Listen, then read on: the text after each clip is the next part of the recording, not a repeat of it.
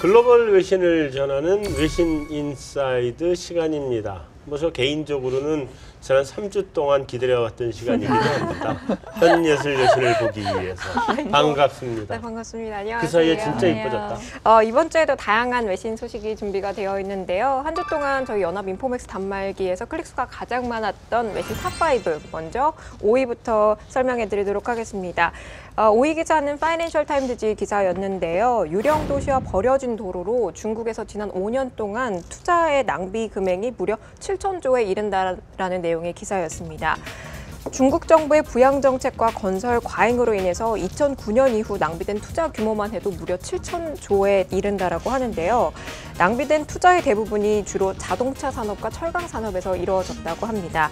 여기에 대해서 파이낸셜 타임즈지 같은 경우는 비효율적인 자원 배분과 그리고 부실한 투자 결정 그리고 부양 자금 중에 상당 부분을 공산당 관리들 손에 들어갔기 때문에 그 투자의 실패 원인을 진단을 하고 있습니다. 공산당 체제 하에서 사실 투자 배분을 효율적으로 할 수 있는 어떤 방법이 좀 있을까요? 글쎄, 공산당 체제 하에서 자원 분배의 효율적인 방식을 찾는다는 게 좀 굉장히 어려운 일일 것 같고요. 이건 일당 독재라고 봐야 되는 데니까 말하자면 어려울 것 같고, 사실 또 중국이 그렇게 자원 배분을 효율적으로 하는 게 우리한테 유리하지 않아요. 그러니까 좀 자원 배분이 좀 비효율적으로 돼야 우리가 중국이 쫓아오잖아 우리를. 그러니까 너무 그런 방식을 찾는데 고민하지 말고 계속 비효율적으로 살아라 이러고 있으면 우리가 더 좋은 거예요. 지방 관리들이 그 경제 성장을 자기 지역을 잘 일으켜가지고 중앙 정계로 진출하는 걸 목표로 하기 때문에요. 그때도 그랬지 않습니까? 4조 위안의 지방 정부 그 경기 부양안을 그때 2009년 초에 발표했는데 4조를 하랬더니만 오바를 해가지고 14조인가 뭐 해버렸죠, 그죠? 그게 다 이런 데 들어간 거잖아요. 그렇죠. 뭐 건물이 통으로 불이 하나도 안 들어온다면. 건물은 지어놨는데 아파트를 지어놨는데 통으로 다 비어 있는. 하여튼 뭐 중국 얘기 그만하고 다음 4위는 뭐예요? 또 중국 이야기 같은데요? 네. 또 중국 얘기요? 네, 4위 소식 소개해드리도록 하겠습니다. 다우존스 기사였는데요. 인민은행이 예보료와 지준금이 다르다면서 지준율 인하론을 반박했다라는 내용의 기사였습니다. 중국 인민은행이 계좌당 최고 50만 위엔, 그러니까 우리나라 돈으로 약 9천만 원까지 예금을 보장을 하는 예금보험 조례안을 공식 발표한 바가 있는데요. 업계들은 이 제도를 도입하려면 지급준 비율을 낮춰야 된다라고 얘기를 하면서 그래야 부담을 줄기 때문에 그렇다고 주장을 하고 있습니다. 그런데 여기에 대해서 인민은행 측에서는 예금 보험료와 지급준비금은 완전히 다른 개념이고 그 목적도 다르기 때문에 혼동해서는 안 된다라고 지적을 한 바가 있습니다. 그 중국이 지금 이제 예금자 보험 제도가 없지 않습니까? 그래서 이제 도입하려고 하고 금리도 지금 자유화 안 돼 있어서 이제 도입하려고 이제 나름 금융 개혁한다고 이제 이게 그 일환인 것 같은데요. 이제 인민은행, 중앙은행 입장에서는 당연히 이제 서구적인 이제 시각으로 보면은 예금자한테 주는 건 따로고 중앙은행한테 예치하는 지급준비금은 따로라는 당연한 이제 그걸 얘기하는데 중국의 은행들은 그런 마인드가 아닌 것 같아요 보니까요. 그리고 중국의 이번에 그 중국 금리 인하했을 때도 보시면은 왜 예금금리랑 대출금리를 이제 따로 이렇게 이거 정책을 쓰지 않습니까? 근데 보시면은 그 스프레드 갭이 상당히 많이 나거든요. 예금금리는 뭐 한 3%대인데 대출금리는 한 엄청 5, 6% 되지 않습니까? 그 말은 예대 마진을 상당히 많이 벌었을 것 같아요. 중국 은행들이. 그런데도 불구하고 이렇게 적립을 못 하겠다라고 하니까 조금 글로벌 스탠다드하고는 안 맞지 않나 그런 생각이 드네요. 중국이 근데 지준이 높긴 높을 거예요. 우리에 비하면 훨씬 높긴 20% 정도. 그죠? 그 정도 되죠? 높을 거예요. 그 중국에서 예금자 보험 제도가 처음으로 도입이 되는 건데 이렇게 처음으로 도입되면 어떤 변화가 예상이 되시나요? 그동안 이제 이 앞에 그림자 금융 이런 문제가 많았지 않습니까? 그게 보면은 이제 중국 사람 그 일반 이제 인민들이죠. 인민들 입장에서는 예금자 보호도 안 되는데 예금은 해봤자 금리가 3%밖에 안 주니까 이제 WMP 같은 우리로 치면 이제 약간 사채 상품 같은 거죠. 이제 그런 게 금리를 많이 준다니까 그쪽으로 갔다가 그게 이제 좀 부실화되지 우려가 있고 한데 이제 그런 걸 없애려고 하는 것 같거든요. 그리고 이제 금리 자유화도 하면은 지금 일단 중국 금리가 좀 올라갈 걸로 예상을 하고 있더라고요. 현지에서는요. 그렇게 되면은 일단 뭐 예금 쪽으로 돈이 조금 들어오게 하려고 그러니까 그 비제도권에 있는 돈들을 제도권으로 좀 이렇게 오게 할 그런 목적이지 않을까 싶네요. 3위 기사 소개해드리도록 하겠습니다. 3위 기사는 가디언지 기사였는데요. 영국이 1차 세계대전 전쟁 빚을 모두 갚는다라는 내용의 기사였습니다. 세계적인 저금리 기조에서 채권을 정리해서 재정 부담을 덜겠다라는 의도로 영국 재무부가 1차 대전 당시 전시 비용을 위해서 발행했던 채권을 모두 상환을 하겠다고 합니다. 무려 100년 만에 상환을 하는 거라고 하는데요. 당시 이자율이 3.5%로 투자자는 12만 명 이상으로 집계가 되고 있다고 합니다. 이번 상환으로 영국은 연간 1,500파운드의 이자를 아낄 수 있다고 합니다. 그리고 옵션이 있는 건가요? 바이백을 할 수 있는? 그 시대에는 아마 그런 게 없지 않았나 싶은데. 그런 개념도 없었을 것 같은데 이 채권을 보유하고 있는 사람이 나는 되팔기 싫다고 끝까지 가지고 있겠다고 하면은 되살 방법이 없을 것 같은데요. 그 상환 옵션을 갖고 있지 않을까? 영국이 그때도 이미 금융 상품이 무지하게 발달돼 있던 나라. 그렇긴 한데 이게 지금 그 원금은 안 주고 이자만 영원히 주는 영구채네, 영구채죠. 영구채. 영구채인데 영구채도 그 속에 중간에 콜할 수 있는 옵션이나 이런 것들이 들어가 있는 그 조항들이 있는 것들이 많이 있으니까 우리 요즘 뭐 우리나라에서 발행하려고 하는 영구채 30년짜리 영구채도 5년이면은 뭐 콜할 수 있는 옵션 같은 걸 집어넣고 그러잖아. 그러니까 여기도 있지 않을까 싶은데. 이 국채 규모가 19억 파운드, 그러니까 우리나라 돈으로 한 3조 3천억 정도 되거든요. 그러면 이게 이렇게 풀리게 되면 어떤 영향이 있을 수 있을까요, 시장에? 이때 전쟁 때 발행한 채권으로 돈을 번 사람이 많다는 얘기는 예전에도 이렇게 있더라고요. 나폴레옹도 투자해서 돈 벌었다는 얘기도 있고, 미국도 초기에 이제 여기에 해서 뭐 돈 벌었다는 얘기도 있고 한데, 뭐 좀 상징적인 의미가 있는 것 같고요. 근데 이제 시장에 이게 뭐 일반적인 경우는 아닌 것 같습니다. 영국이 그나마 지금 유럽에서 경기가 좀 나은 편이고 해서 그래서 아마 이렇게 하는 그 배경도 있는 것 같고요. 예. 근데 그렇다고 재정이 흑자는 아닐 텐데요. 이거 갚기 위해서 아마 다른 국채를 발행하지 않을까. 또 발행하겠죠. 네, 다음으로 2위 기사는요. 파이낸셜 타임즈 기사였는데요. 유가 하락에 원유 수출국의 환율과 금리가 모두 숙대밭이 됐다라는 기사였습니다. 러시아, 나이지리아, 베네수엘라 모두 이 통화 가치가 급락을 했다라고 하는데요. 이 베네수엘라와 러시아의 채권 시장 역시도 요동을 쳤다고 합니다. 그 원유 수출국인 캐나다와 같은 선진국도 예외가 아니어서 사정이 지금 굉장히 어렵다고 하는데, 기사에서는 오펙이 셰일 오일 생산업자들을 압박하고 있기 때문에 장기적으로 이런 기조가 이어질 거라고 얘기를 하면서 원자재 약세가 지속돼서 수출국의 통화 약세도 역시 좀 지속이 될 거다라고 기사에서는 얘기를 하고 있습니다.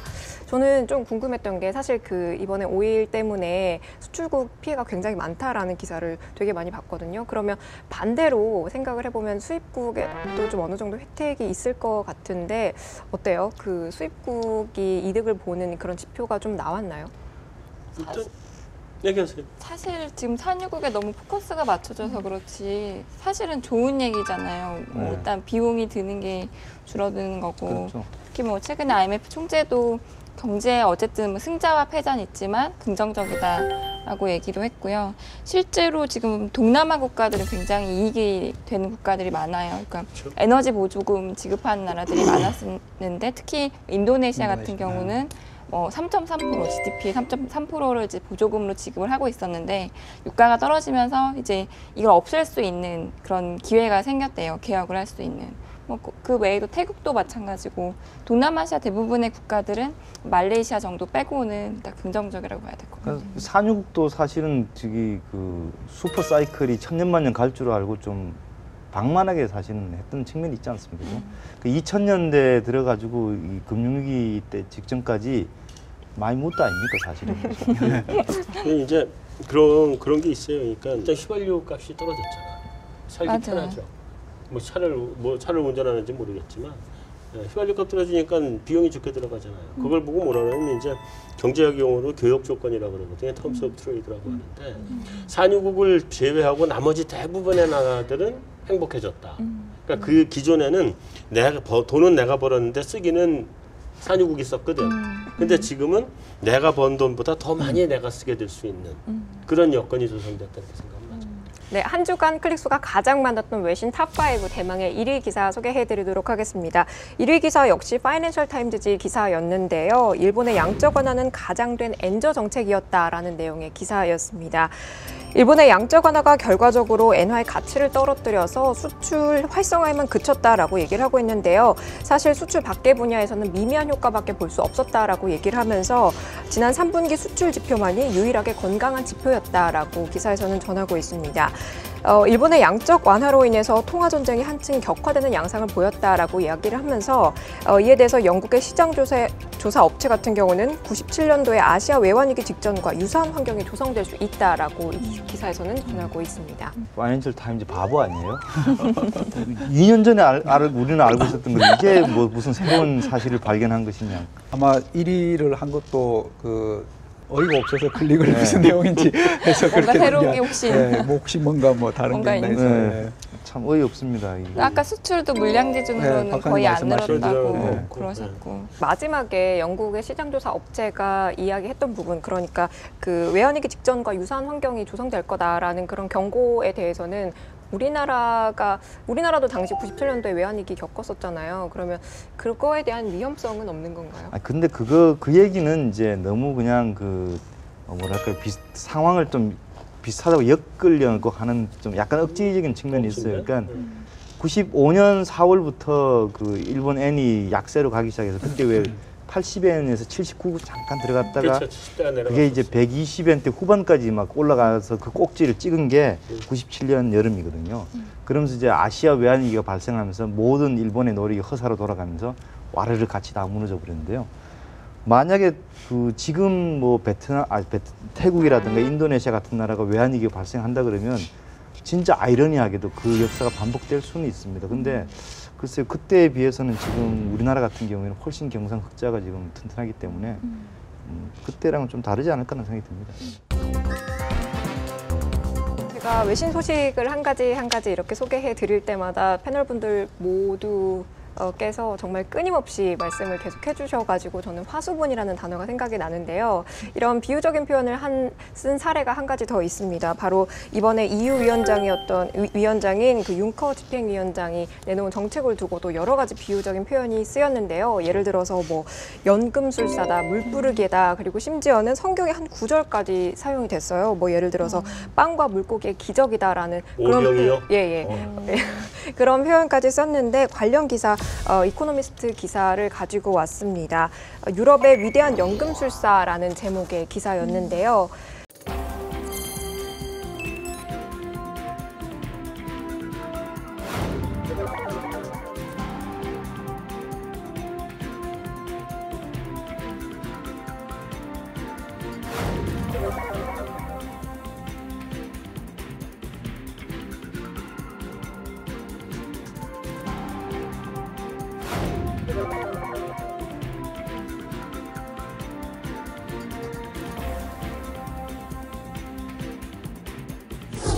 기사 제목이 유럽의 위대한 연금술사라는 제목의 기사였는데 유럽 위원장을 두고 연금술사라고 했던 이 표현에 대해서는 어떻게 생각하세요?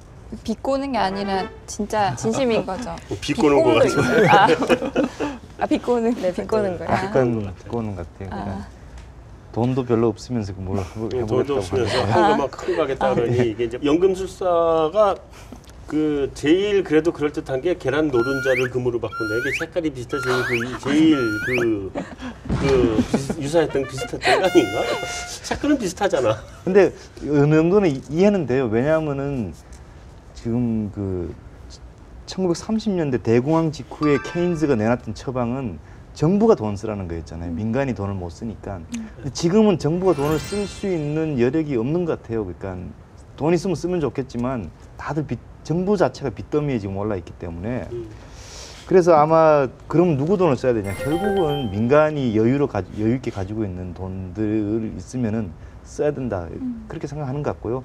그 돈들이 이제 일부 돈을 많이 벌었던 기업들 사실 우리나라 정부 정책도 그거잖아요. 기업들 지금까지 돈 번 게 좀 있으면 월급 좀 올려줘라. 그게 지금 우리 정부 정책이잖아요. 그죠?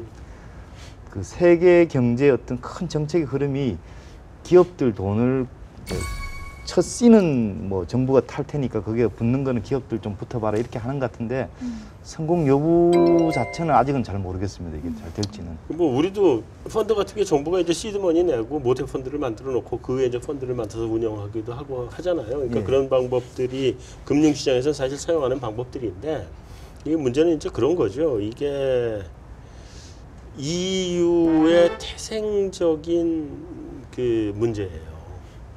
그러니까 EU가 지난번에 그러니까 남유럽 국가들 망한 것도 사실 태생적인 이유인데 나라는 합쳐놓지 않고 지금 통화 체제만 합쳐놓은 거 아니에요. 그러다 보니까 그 통화 측면에서의 문제는 개별 EU 국가들의 지난번에 재정 위기로 연결이 된 것들이 거기서부터 온 것들인데 이게 EU의 집행위원회는 재정이 없잖아요. 재정은 아직 개별 국가들이 가지고 있으니까. 그러니까 EU의 집행위원회가 쓸 수 있는 돈이 없는 거라고 사실은. 근데 뭔가는 해야 되겠고. 뭔가 하려고 그러다 보니까 나 돈 요만큼 낼 테니까 뭐 모태 펀드 만들어서 민간 펀드 얹어가지고 이거 가지고 써보자. 뭐 이런 얘기죠. 그러니까 궁예지책으로 나온 방법 아닌가 싶어요. 쓰겠다는 내용은 보면 오바마 대통령이 그 서브프라임 사태 터지고 난 다음에 그 쓴 그 재정 계획하고 거의 똑같은 내용들이거든. 뭐 정부와 투자, 고속도로 투자 뭐 이게 다 그거 아니에요. 근데 돈은 내는 방식은 지금 오바마는 왕창 때려 부었는데 여기는 지금 때려 불 돈이 없는 거지. EU 집행위원회는.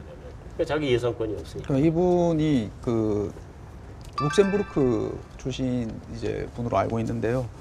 이분이 그동안 말씀하신 거를 이렇게 보면은 그냥 뭐라고 해야 될까요? 약간 제가 개인적인 느낀 생각은 이상주의자? 네. 그러니까 이 룩셈부르크라는 이제 유럽의 굉장히 작은 소국이지 않습니까? 거기서 이제 유럽 이제 그 집행위원장이긴 하지만 말씀하신 것처럼 여기 기사에도 나와 있지만은 뭐 유럽의 다른 국민들이 뽑은 자리도 아니고 이분은 자기가 이제 할 수 있는 게 어떻게 보면은 실질적인 권한이 별로 없는 거죠. 이제 보면은 자기가 이렇게 하자고 했는데 그렇다고 그러면 돈을 누가 낼 거냐? 뭐 독일 보고 내라고 한다고 독일이 그 낼 것도 아니고 해 보면은요. 예, 그렇기 때문에 이분도 왠지 그냥 거기 이시비 총재님처럼 자꾸 이 마리오 쪽으로 예, 그런 약간 자꾸 그런 전 느낌이 드네요. 여긴 마리오보다 훨씬 더 심하죠. 그 네. 내용을 보면은 무슨 뭐 일자리도 뭐 많이 만들고 뭐 하여튼 130개 정도, 그러니까. 130만 개 정도 만들고 도로 정부와 이런 데 투자해서 일자리도 무지하게 많이 만들고 유럽을 잘 만들겠다고 하는 거는 이제 금이잖아, 금. 네. 근데 그러면 이제 금을 하려면 여기 밑에 금에 해당하는 돈이 있어야 되는데 이 돈은 지금 금이 아니라 이게 계란밖에 없는 거거든. 그러니까 계란 가지고 금을 만들려니까 연금술사 되는 거 아니에요 지금?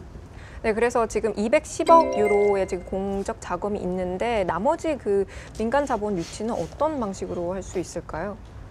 그러니까 여기서도 밝혔듯이 이제 EIB라고 이제 유럽 투자은행이 있는데 거기서 그러니까 지금 210억 정도를 하고 근데 실제로 이제 사업 계획은 거의 한 1.5배 아까 1.5배 3,100억이니까 3,100억이니까 15배네요. 예.